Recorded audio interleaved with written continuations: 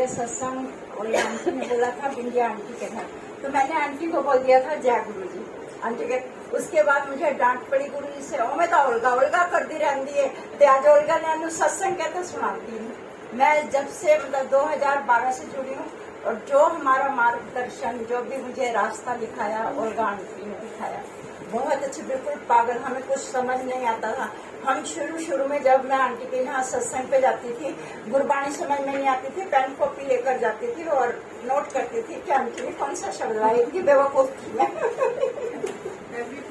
और सबसे पहला सत्संग जो मैंने आंटी से बुक कराया था 2014 में, और फिर हमने बुक कराया था 22 सितंबर को। वो जैसे जैसे दिन नजदीक आते गए तो उस दिन मेरे अंकल का श्राद्ध हमने कैंसिल करवा दिया मैंने।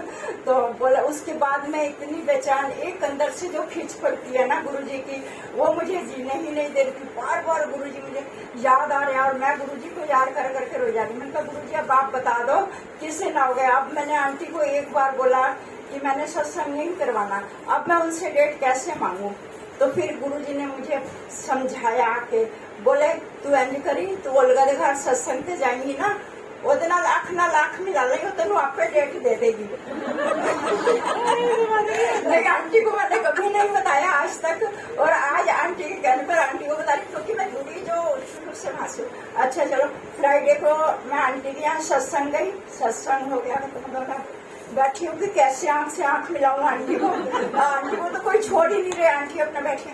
मैंने देखा आंटी जैसे ही बेसमेंट से बाहर आई ऊपर, तो मैंने सोचा अब मौका अच्छा है बाहर चले। इतने में एक आंटी मेरे पास आई और वो मेरे को बोलती है, मधु आंटी आप बोलते हो कि ओल्गा आंटी के घर कोई पहली बार सत्संग में आता है ना, वो ब्लेस करती है, आज मेरा बर्थडे है, मुझे आंटी से ब्लेसिंग ले दो। मैंने कहा आप चले जाओ ना, आप बोल दो, मैं क्या बोलूंगी। कहता है नहीं नहीं आप मेरे साथ चलो। मैंने कहा तो ये गुरुजी ने उसको जरिया मेरे पास भेजा कि तू उसके साथ। जैसे आंटी बाहर गई और मैं आंटी के पीछे पीछे हम दोनों चले गए।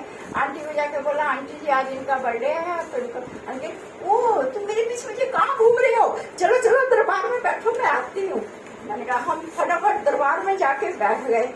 तो फिर अभी बस मैं ये कह के मुड़ी थी, आंटी ने आवाज लगाई, मधु आंटी सुनो। मैंने कहा हाँ जी, आपके घर में तो सत्संग था ना। मैंने कहा हाँ जी, वो कैंसिल हो गया था। मैंने कहा हाँ जी, अब कब करवाना है।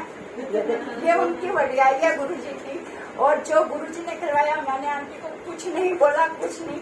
ये मेरे गुरुजी ने, मतलब जो भी कुछ बात होती है गुरुजी अपने आप जान है, उन्होंने कैसे। फिर मैंने आंटी को बस ये बोला, आंटी ये डेट है। आंटी ने कभी मैंने कहता ठीक है मैं भोपाल से आती हूँ, मैं डेट फिक्स कर दी और सत्संग हुआ। और गुरुजी का बहुत बहुत शुक्राना, गुरुजी ने इतनी ब्लेसिंग और इतनी रहमतें, सब कुछ बहुत कुछ दिया झोलियां भर के, और ऐसे ही गुरुजी सबको देते हैं। जय गुरु।